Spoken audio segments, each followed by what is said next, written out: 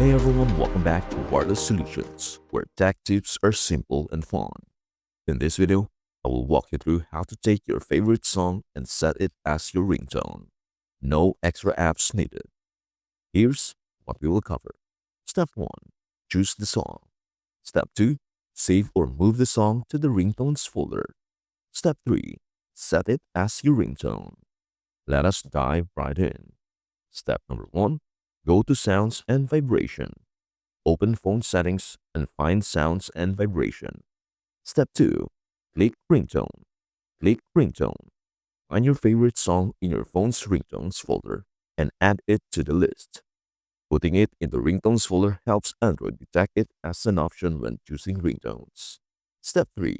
Set it as your ringtone. Your new song should appear in the list. Select it. Optionally, you can adjust which segment plays or how loud it is. And that's it. Your favorite song is now your ringtone. If you found this video helpful, please don't forget to like, share, and subscribe to Wireless Solutions for more quick tech tips. For more quick tech tips that make your phone work smarter. Got questions or other phone tricks you want to learn? Drop them in the comments below.